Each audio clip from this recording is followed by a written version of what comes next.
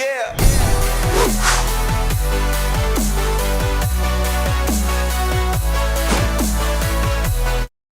Welcome back to the Gridiron Expert. He may have just gotten an extension, but this is a huge season for Jim Harbaugh in Ann Arbor.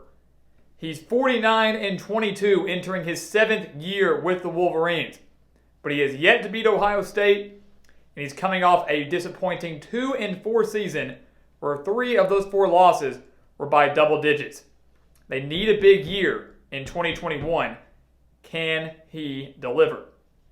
So again, guys, welcome back to the Gridiron Expert, here to predict Michigan's record, their schedule for 2021. Can Jim Harbaugh deliver? You're about to find out. As always, make sure to continue to like, comment, subscribe, share our videos. Hit that notification button so you don't miss out on any of our videos going forward from now all the way throughout the college football season.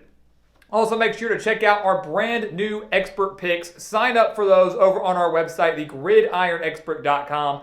Some of the best college football and now NFL spread picks in the entire country for the lowest prices in the entire country. Again, all of that down in the description below over on our website, thegridironexpert.com.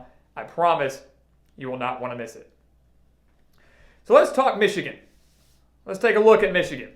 2-4 last year, 3 of the 4 losses by double digits. Got beat by Michigan State. Major disappointment right there. And that was very disappointing considering they came off a huge win against Minnesota. Avoided Ohio State, but were embarrassed in countless other games throughout the season. We need to see Michigan take a step forward in 2021. Getting to a bowl game is very feasible, something they will probably do. But it's which bowl game they get to and how competitive they are throughout the course of the season. When we take a look at their roster, guys, 3 starters are back on offense. That's it. Only 3 starters back on offense. And the major question is, who's going to be their quarterback? Who will be the quarterback for Michigan? Will it be Cade McNamara? 425 yards, 5 touchdowns, 0 interceptions last year. Will it be J.J. McCarthy, the highly touted freshman? Or will it be Alan Bowman, the transfer quarterback from Texas Tech, who put up amazing numbers down there when he was healthy? And I will say, it looks like McNamara right now is the starter, is the favorite to be the starter for Michigan in 2021. But I think it's far from over. I think this quarterback battle is far from over. Outside of that, you have Hassan Haskins back at running back. Ronnie Bell returns as the top wide receiver as he had 401 yards last year. This team, guys, was 78th in the country last year when it came to total offense. Offense has always been a bit of a struggle for Michigan under Jim Harbaugh. Are we going to see them take a step forward this year? Is this year we finally see somewhat of a breakthrough year for the Wolverines? Defensively, that's the strength for Michigan.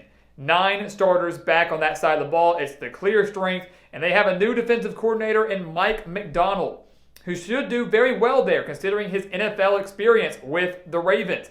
This team is led by Aidan Hutchinson up on the defensive line. He is going to be a first-round NFL draft pick next year. Could have been this past year, but he's decided to stick around. Hutchinson's going to lead the defensive line. They have a very strong linebacking core, and everybody is back in the secondary, and that's huge considering Michigan had the 13th ranked passing defense in the Big Ten. Second to last in the Big Ten, allowing 255.5 passing yards per game. The defense is the strength, and it might have to carry them through the early part of the season while the offense, depending on who's under center, starts to find their groove. So let's take a look at Michigan's schedule, guys. It is relatively favorable. The month of November is absolutely brutal, so their season is going to have to be made in the first 2 months. Throughout September and October, that's where Michigan needs to do the most of their damage because that final month with Indiana, Penn State, a trap game at Maryland, and of course Ohio State is absolutely brutal. They kick off their season against Western Michigan. We're going to give them a win there. Give them a win against the Broncos. Not going to say it's going to be easy, but it's one that Michigan should take care of. By the end of the day, should win by at least 17 points. They then play Washington in Week 2. That's one of those big marquee Week 2 matchups that we've been talking about, guys. One of those big matchups that's going to be filled throughout Week 2. And this is a fun game, guys. It's a bit of a rivalry game, so to speak. These two teams have not met since 2002. but they met in 4 Rose Bowls from 1978 to 1993. The last 3 games between these two, again, all the way back towards the beginning of the century, since the beginning of the 2000s, but the last 3 games have been decided by 1 possession. So 4 Rose Bowls from 78 to 93, those 2 teams split them. Michigan won 2, Washington won 2, and I can expect a very heated and close game in Ann Arbor at the Big House now in 2021. So this is kind of a cool rivalry renewed game. You look at Washington, 3-1 last year. Should have gone to the Pac-12 championship, but couldn't due to COVID. They had to give up their spot, and Oregon got it. But they were 3-1 last year, and they returned practically everyone. But very similar to Michigan, it's a matter of who's going to be their quarterback. Is it going to be Dylan Morris, who was their quarterback last year? Or will it be the 5-star incoming freshman, Sam Heward? A lot of people want Heward to be under center for the Huskies. We'll see if Jimmy Lake goes that route. The offense, like Michigan, needs some work. They need more consistency. They need to be more electric. The defense is their strength. Jimmy Lake, that was his bread and butter. And last year, they were in the top 30 in the country when it came to passing and total defense. 7 returners start on that side of the ball for Washington. I'm expecting this game in week 2, guys, to be a low-scoring defensive battle. Neither offense is going to light it up at the Big House. But I keep referencing one thing throughout this one game, and it's the Big House. It's a primetime game in week 2 with a sold-out crowd at the beginning of the season. Again, home field advantage is going to play a bigger role than we've ever seen before. And I like Michigan to get this win over Washington in a game where they could be slight underdogs, but they will defeat the Huskies in week 2. I believe they take down another Huskies team in Northern Illinois. They defeat them in week 3, and then they get into Big Ten play with Rutgers in week 4. Now, if you remember, Rutgers last year almost beat Michigan, and that would have been monumental for them. Despite Michigan struggling as bad as they did, that would have been a monumental victory for Greg Schiano and the Scarlet Knights. But Michigan pulled away, won 48-42 in triple overtime. I will say this, I think Michigan's lucky to host Rutgers this year. Because I think if this game was in Piscataway, I think Rutgers might have enough to pull off the win. But the Big House is going to play just enough of a role in this game against the Scarlet Knights. I do think Michigan has the talent to win this game by double digits, but do not sleep on Rutgers. Noah Vedral, Isaiah Pacheco, Bo Melton, they make up the big 3 on offense. 8 starters return on defense. And Greg Schiano's team, as we always say, will fight tooth and nail up until the very end, regardless of who they are playing. Rutgers will surprise some people in 2021, but they're not going to have enough to come on the road and beat Michigan. The Wolverines are now 4-0. 4-0, they are absolutely right now probably a top 15 team in the country, which could set up a top 15 showdown at Wisconsin in Madison to kick off October. If you remember last year, Wisconsin annihilated Michigan 49-11. 49-11 in favor of the Badgers. That was one of those embarrassing games that we mentioned for Michigan in 2020. Well, now Wisconsin returns almost everybody from that team. They return Graham Mertz, their star quarterback, who was amazing in that game, although Wisconsin mostly dominated on the ground in that game. They can do that again because Wisconsin returns pretty much their entire offensive line, dominates in the trenches per usual, and their defense returns 8 starters on that side of the ball, a defense that last year, despite going just 4-3, was top 10 in the country in scoring, rushing, and total defense. Right now, I don't believe that Michigan, again, regardless of who's under center, has the offensive capability to put up enough points against this Wisconsin defense, especially at Camp Randall Stadium. I just don't see that being a possibility. Michigan does not own any advantage in this game. I think Wisconsin will have the more efficient offense. I think they have the better defense. They have home field advantage. And I believe Paul Chryst's team gets it done on October 2nd. Michigan drops their first game of the year. They're 4-1.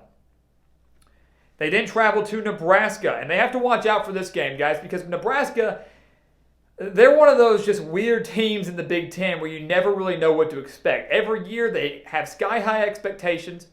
They've had sky-high expectations ever since Scott Frost arrived, and every year he disappoints. A lot of people think this is the year that Nebraska will break through and just get to the postseason. Not win the West, just get to the postseason. So Michigan, coming off a tough loss at Wisconsin, cannot afford to be hung over and slip up at Nebraska, because we know Lincoln can be a tough place to play as well. But the one bad thing that Nebraska has going for them is their offense. Very similar to Michigan. They actually, like Michigan, returned 3 offensive starters and 9 defensive starters.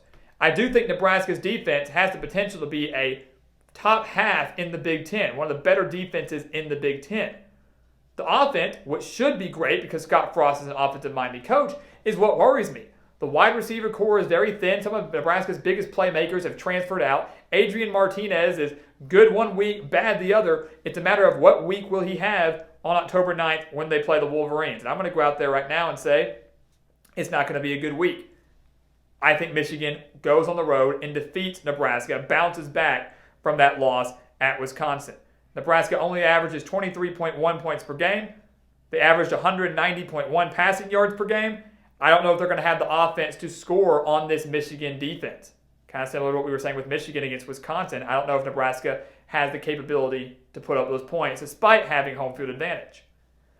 Michigan gets their bye week at a great time. I love that they get their bye week right in the middle of the year. They've played 6 games. Bye week, they're going to finish out and play 6 more. It was an ideal place. And they're getting it before an ideal game, a home date against Northwestern. Now, obviously, maybe they would have liked to have had it right before Michigan State, but Northwestern won the Big Ten West last year. Let's keep that in mind. Won the Big Ten West last year. But it should be noted that there's a good chance they're not going to do it again this year because they lose almost everybody from that West team and the one that beat Auburn in their bowl game. Northwestern does bring in, though, Ryan Helinski at quarterback, the transfer quarterback from South Carolina. And the Wildcats did own the #1 Big Ten passing defense. They allowed just a little over 180 passing yards per game, and they also led the Big Ten in scoring, allowing a little over 15 points per game. This defense is elite. Pat Fitzgerald is one of the best coaches, not just in the Big Ten, but in the country. But Michigan, coming off a bye week, getting this game at home. Northwestern, again, I don't think having the offensive capability right now to score at will against this Michigan defense does it for me. Michigan defeats the Wildcats at home. And just like that, guys, they were 5-1 going into the bye week. They're 6-1. Their lone losses to Wisconsin. Michigan is still probably a top 15 team at this point, and I think they remain that way with a road win at Michigan State. I think they improve to what would that now be 7-1 with a road win at Michigan State. Jim Harbaugh knows that the biggest games on his schedule every year are Michigan State and Ohio State. Got to beat your rivals. He didn't do that last year. They got upset by the Spartans 27-24. They beat Minnesota the week before 49-24, come back home to the big house and lose to Michigan State. It made absolutely no sense. Absolutely no sense. Michigan is 2-4 in East Lansing in the last 6 meetings. They're going to improve it to 3-4 because Michigan State only averaged 18 points per game last year. They bring in a transfer quarterback in Anthony Russo from Temple. That's going to do great. It's going to be perfect for their offense. Should improve a little bit, but their defense is not there yet. Only 7 back, allowed 35 points per game last year. Mel Tucker's getting them there, but they're not going to have enough to beat Michigan 2 years in a row. Revenge on the Wolverines' mind. They're going to go into East Lansing in what seems like a must-win for Jim Harbaugh, despite sitting at 6-1 coming into this game. So then they hit the month of November. We mentioned that earlier, how dreadful this month is for Michigan, how brutal this month is. Indiana, a team who was amazing last year, at Penn State, who's going to bounce back. Maryland, a trap game, and Ohio State, obviously the favorite in the Big Ten. Let's just go ahead and get into it. Indiana in Ann Arbor, a team that beat Michigan 38-21 last year. And the scary thing is that this Indiana team now in 2021 could be better. We're not saying they are, but could be better than the Indiana team we saw in 2020. Michael Penix is back, should recover from his ACL injury. Ty Freifogel is back as his top wide receiver. Their defense returns 8 starters led by Micah McFadden, one of the best linebackers not just in the conference, but maybe in the entire country. Everything is in place for Indiana to compile an 8, 9, maybe even 10-win season and contend with Ohio State in the Big Ten East. I will say this, Tom Allen has made it very clear he's afraid of no one. When he coaches Indiana, he expects to win every single game. Whether they are winless and they're playing the #1 team in the country or whether they are the best team in the conference, he expects to win every game and his players expect to win every game. The culture there in Bloomington is unreal. Now I make that point because the big house can be daunting for many. It's not going to be daunting for Indiana. And I believe the Hoosiers come into the big house, into Ann Arbor at the beginning of November and upset Michigan. I believe Indiana has what it takes. Indiana, I don't think, takes that big of a step back, and I don't see a 17-point swing from last year to this year in favor of the Wolverines. I think Tom Allen's squad gets it done at Michigan because they absolutely have the offense to exploit Michigan's defense. Michigan then travels to Penn State. They lost to Penn State by 10 last year, 27-17. That started Penn State's 4-game winning streak to conclude 2020. And we've always talked about how these two teams seem to alternate wins. Whoever's the home team usually wins this game. Well, this game's in Happy Valley. We're going to give the win to Penn State, not just because of home field advantage, but the fact that Penn State, despite the 4-5 record, had one of the better offenses in the conference and had one of the better defenses in the nation. Well, they returned 14 starters: Sean Clifford, Jahan Dotson, Noah Cain. And a solid defense with 7 back. Penn State's bouncing back in a big way, and they're not going to afford to lose this game in Happy Valley. So Michigan now drops 2 in a row. I believe they do bounce back and beat Maryland, though. We know Maryland's offense with Talia Tungabailoa should be solid. Mike Locksley is an offensive-minded guy. He's done a phenomenal job recruiting. So offensively, they should improve. But this is a Maryland team that allowed over 225 rushing yards per game last year. Michigan should have their day with the Terrapins, despite it being on the road. I don't think the Terrapins' defense is going to be up to par, and Cade McNamara, or whoever is under center, should begin to hit their groove well before this Maryland game, but certainly will by season's end. Michigan goes on the road and beats the Terrapins, and they fall to Ohio State to conclude 2021. And we're not just brushing off the game. It's one of the best rivalries in all of sports, but look at the numbers. Michigan has lost 8 straight to the Buckeyes. Only 3 of those 8 games were decided by 1 possession. They've only defeated Ohio State 3 times since the year 2000. Again, despite hosting the game in Ann Arbor, despite the game being in the Big House, despite Ohio State going through quarterback changes themselves, it's one of those things where you can't pick Michigan to beat the Buckeyes until we finally see it happen. Jim Harbaugh has been unable to do it in his 6 years with the Wolverines. I do not think he'll be able to do it in year 7. I do not believe it will be able to happen until I finally see it happening. And Ohio State is still the team to beat in the Big Ten and absolutely still a national title contender. All that being said, we have Michigan going 8-4. Wolverine fans will be disgusted by that. And maybe you say we'll be Indiana. Okay, I think 9-3 is your best case scenario. I don't see the Wolverines doing any better than 9-3 in 2021. And we know Jim Harbaugh has at times disappointed, has had lackluster seasons, high expectations, fails to meet them. He gets revenge over Michigan State, fails to beat Ohio State, goes to a mid-level bowl game. If he can win that, he's around again. I know he got his extension, but the seat's still burning. The seat's still getting hot. He got a little bit of a break with COVID. He needs a bounce-back year. I think 8-4 with a shot at 9 wins is enough to do just that. So guys, as always, thank you so much for watching us here at the Gridiron Expert on YouTube. Make sure to continue to like, comment, subscribe, share our videos. Hit that notification button so you don't miss out on any videos from now throughout the entire course of the college football season. Also, make sure to subscribe, sign up for our expert picks over on our website, thegridironexpert.com. The details and the links for that are down in the description below. And once again, guys, as always, thank you so much for watching, and we'll see you next time right here on the Gridiron Expert.